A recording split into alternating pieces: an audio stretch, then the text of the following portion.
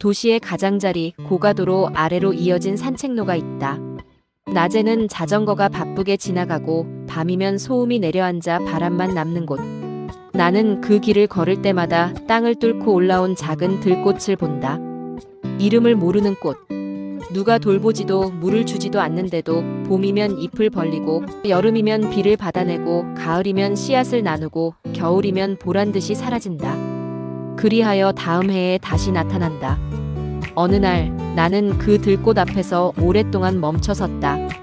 이유를 묻는다면 그 꽃이 내 얼굴을 닮아 있었기 때문이다. 지고도 다시 피어난다는 점에서 그날따라 마음이 무거웠다. 사람들 사이에서 웃으며 일했지만 어딘가 나는 늘 뒤로 한 걸음 물러서 있었다. 누군가는 말한다. 넌 왜 그렇게 조용해? 또 누군가는 말한다. 좀 더 빨리, 좀 더 많이, 좀 더 눈부시게. 그렇게 요구의 말들이 내 속에 내려앉아 흙처럼 굳어갔다. 하지만 그 들꽃은 말이 없다. 그저 바람을 흔들며 고개를 끄덕일 뿐. 나는 마음속으로 물었다. 넌 어떻게 여기까지 왔니? 그러자 꽃잎이 바닥을 스치는 소리가 대답처럼 들렸다. 나는 달리지 않았어. 다만 뿌리를 붙들었지. 나는 한참을 서서 그 말을 곱씹었다. 뿌리를 붙든다는 건 무엇일까?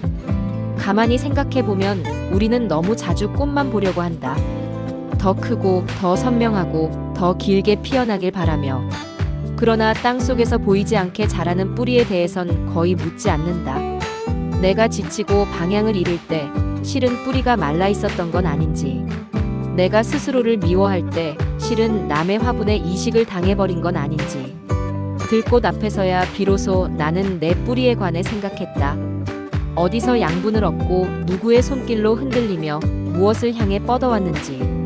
그때부터 나는 나에게 조용히 묻는 습관을 들였다. 오늘 너의 뿌리는 괜찮니? 표정을 관리하는 대신 심장을 쓰다듬었고 계획표를 채우는 대신 숨을 고르는 시간을 만들었다. 별것 아닌 의식들, 따뜻한 물 한 잔, 저녁의 천천한 산책, 누군가의 메시지에 급히 답하지 않기. 세상은 이 작은 동작들을 게으름이라 부를지 모르지만 들꽃의 언어로 말하자면 그것은 뿌리에게 물을 주는 일이다. 물이 스며들어야 줄기도 잎도 꽃도 산다. 하루는 오래전에 알던 친구에게서 연락이 왔다. 그는 큰 회사를 그만두고 새로운 길을 걷겠다고 했다. 무모한가? 그가 물었다. 사람들은 다들 말려. 나는 그때 들꽃을 떠올렸다. 아무도 돌보지 않는 자리에서도 피어난다는 사실보다 아무도 돌보지 않는다는 사실을 스스로 받아들이고 자기만의 물길을 찾는 능력. 그래서 조심스레 답했다. 내가 두려워하는 건 실패가 아니라 남들이 모르는 곳에서 내가 스스로 물을 길어 올려야 한다는 사실 아닐까? 그는 잠시 침묵했고 이내 웃었다. 맞아. 난 늘 누군가의 스프링클러를 기다렸어. 나는 너무 늦었어. 이렇게 말하는 사람을 만날 때가 있다. 시간표에서 밀려난 기차처럼 전부 지나가 버렸다고. 그럴 때면 나는 계절을 떠올린다. 야생 들꽃에게 겨울은 끝이 아니다. 휴식이며 준비다. 눈이 덮이면 덮이는 대로, 추위가 오면 오는 대로 몸을 낮춘다. 피어날 체력을 모으고 씨앗은 잠시 잊힌다. 상실과 실패, 공백의 시간을 우리는 하나의 계절로 받아들일 수 있을까? 아무것도 하지 못한 나가 아니라 아무것도 하지 않아도 되는 시간을 허락할 수 있을까? 그렇다면 우리의 늦음은 단지 순서의 차이일 뿐 잘못이 아니다. 한 번은 내가 돌보던 화분의 식물이 갑자기 시들었다. 물도 햇빛도 흙도 충분했는데 이유를 몰랐다. 화분을 들어보니 뿌리가 너무 돌돌 말려 있었다. 모래 같은 공간에 갇히면 뿌리는 삥 돌아 자기 자신을 조이기 시작한다. 그때 나는 알았다. 성장에는 옮김이 필요하다는 걸. 낯선 흙, 낯선 빛, 낯선 바람. 처음엔 흔들리고 잎 몇 장은 떨어지지만 뿌리는 그때야 비로소 풀린다. 그리고 새로운 방향을 찾는다. 우리도 그렇다. 더 넓은 화분으로 가는 일은 두렵지만 스스로를 조이던 고리를 느슨하게 한다. 관계든 일터든 마음의 습관이든 사람들이 나에게 조언을 구할 때 나는 정답을 주지 않으려 애쓴다. 대신 질문을 건넨다. 당신의 뿌리는 어디에 닿아 있나요? 당신이 빛이라고 부르는 것은 무엇인가요? 당신을 보호하는 가시는 어떤 모양인가요? 가시라고 해서 나쁜 게 아니다. 들꽃에게 가시는 경계이고 살아남기 위한 최소한의 문장이다. 나는 오래 그런 말을 하지 못했다. 괜찮다고, 더 줄 수 있다고, 괜찮아질 거라고. 그러나 어느 순간부터 나는 내 몸에 달린 보이지 않는 가시가 마모되어 피가 나고 있음을 알았다. 그 말을 배우고 나서야 나는 더 멀리 갈 힘을 얻었다. 들꽃은 혼자 피지만 결코 혼자만으로 숲이 되지 않는다. 길가의 작은 울타리 너머에도, 돌담 사이에도, 소나무 그늘 밑에도 각자의 리듬으로 피어난다. 바람은 씨앗을 나르고 벌과 나비는 우연을 연결한다. 우리는 때로 서로의 바람이 된다. 누군가의 말 한 줄, 눈빛 한 번, 건네받은 따뜻한 빵 한 조각이 내일의 힘이 되는 걸 나는 보았다. 그래서 가능하면 말의 결을 부드럽게 하고 도움을 청하는 손을 보았을 때 주저하지 않으려 한다. 나 역시 그랬듯 누군가는 오늘의 작은 친절 하나로 겨울을 버틴다. 나는 여전히 종종 흔들린다. 하루의 끝에서 아무것도 이룬 게 없다는 생각이 들 때가 있고 잘하고 싶어서 더딘 내 속도를 미워할 때가 있다. 그럴 땐 들꽃 앞에 섰던 그날을 떠올린다. 나는 달리지 않았어. 다만 뿌리를 붙들었지. 이 말은 내가 나에게 하는 다짐이 되었다. 오늘 해야 할 일들을 적는 종이 한쪽에 꼭 이 문장을 적는다. 그러면 신기하게도 숨이 통한다. 해야 할 일은 여전하지만 나는 달라진다. 이겨내야 하는 나가 아니라 살아내고 있는 나가 된다. 어느 늦여름, 비가 기세 좋게 쏟아지던 날이었다. 산책로의 들꽃들이 거센 빗줄기에 쓰러졌다. 다음 날, 나는 그 길로 다시 갔다. 놀랍게도 대부분의 꽃은 다시 일어나 있었다.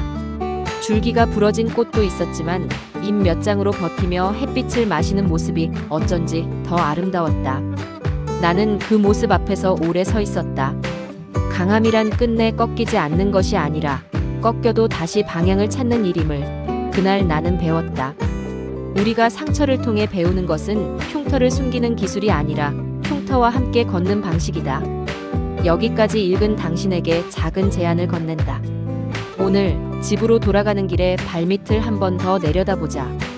보도블록의 틈새, 주차장의 모서리, 버스 정류장 뒤편의 작은 흙. 거기에 자라는 들꽃 하나를 찾아 이름을 지어보자. 이미 누군가의 책에 등록된 학명이 아니라 당신만의 이름. 견디니, 다시 피니, 천천히. 이름을 건네는 순간 우리는 그 존재를 더 또렷이 보게 된다. 그리고 이름은 우리에게도 돌아온다. 나는 천천히 가는 사람, 나는 다시 피는 사람. 세상은 이 느린 문장들을 싫어할지 모르지만 삶은 오히려 그 문장들 위에서 단단해진다. 마지막으로 오늘을 버티는데 필요한 몇 가지를 적어둔다.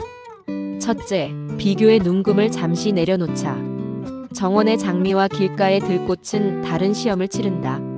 다른 시험엔 다른 답이 있다. 당신의 답은 당신의 토양에서만 발효된다. 둘째, 페이스를 잃었다면 멈춰서서 뿌리의 소리를 들어보자. 배가 고픈지, 목이 마른지, 햇빛이 모자란지. 몸은 늘 신호를 보낸다. 우리는 종종 그것을 계획보다 뒤에 둔다. 셋째, 경계를 세우는 말을 연습하자. 미안하지만 지금은 어렵습니다. 그 부탁은 내일 이야기해요. 이 말들은 누군가를 거절하기 위한 주문이 아니라 나와 우리를 오래 지키기 위한 의식이다. 넷째, 함께 피어날 사람을 찾자. 나를 더 화려하게가 아니라 더 건강하게 만들 사람. 손을 내밀 수 있고 손을 놓을 때도 미워하지 않을 사람. 숲은 혼자 만들 수 없다. 다섯째, 잊지 말자. 겨울은 나쁜 계절이 아니다. 길어진 밤이 죄가 아닌 것처럼 쉬는 시간은 실패가 아니다. 쉬어야 멀리 간다. 멀리 가는 사람은 대개 천천히 간다. 이 글의 제목은 야생 들꽃이지만 사실 이 이야기는 당신의 이름으로 끝난다. 도시에 살든 산에 살든 사무실의 형광등 아래 있든 새벽의 골목을 걷든 당신이 오늘도 자신만의 뿌리를 붙들고 있다면 이미 당신은 피고 있다. 꼭 누군가의 카메라 속에서가 아니라 당신의 하루 속에서. 그 누구도 몰라도 괜찮다. 언젠가 바람이 바람을 만나듯 당신의 향기는 필요한 사람에게 가 닿을 것이다. 그리고 그때 다른 누군가의 발밑에서도 또 하나의 작은 꽃이 피어날 것이다. 그러니 오늘은 달리지 않아도 좋다. 천천히 숨을 들이쉬고 당신의 뿌리를 살피자. 우리가 서로의 바람이 되어 오래오래 각자의 자리에서 피어나길. 추신처럼 덧붙이고 싶은 장면이 하나 더 있다. 며칠 뒤 나는 집으로 가는 길에 오래된 골목 꽃집에 들렀다. 유리문이 뿌옇게 김서린 좁은 가게, 문턱에 작은 소국과 안개꽃이 가득 놓여 있었다. 할머니가 내 손에 들꽃 혼합다발을 쥐어주며 말했다. 정원꽃은 예뻐도 금방 지고 들꽃은 오래 간단다. 물을 자주 갈아주고 줄기를 사선으로 잘라주고 과일 옆에만 두지 마. 과일이 내뿜는 기체가 꽃을 빨리 늙게 하거든. 나는 그 말을 메모했다. 집에 돌아오는 길 불현듯 웃음이 났다. 사람도 그렇다는 생각이 들어서다. 지치지 않으려면 우리도 가끔 잘라내기와 갈아주기와 멀리 두기가 필요하다. 억지로 잡고 있던 약속을 잘라내고 오래된 원망의 물을 갈아주고 성급히 익어버린 성과의 향기를 멀리 두자. 그래야 오랫동안 숨이 난다. 그날 밤 나는 책상 앞에 앉아 나 자신에게 짧은 편지를 썼다. 너는 들꽃처럼 오래가는 사람이 되고 싶어 한다. 그러려면 오늘 단 하나의 친절을 너에게 먼저 건네자. 물 한 잔, 햇빛 10분, 화면에서 눈 돌리기, 그리고 괜찮아, 대신 힘들었지라고 말해주기. 편지를 접어 창가에 세워두었다. 새벽 바람이 살짝 불어 종이가 흔들렸다. 나는 그 흔들림을 보며 생각했다. 아마 우리가 원하는 위로란 거창한 문장이 아니라 이렇게 눈에 보이지 않는 바람 같은 것인지도. 스스로에게 그리고 서로에게 그렇게 불어주는 것.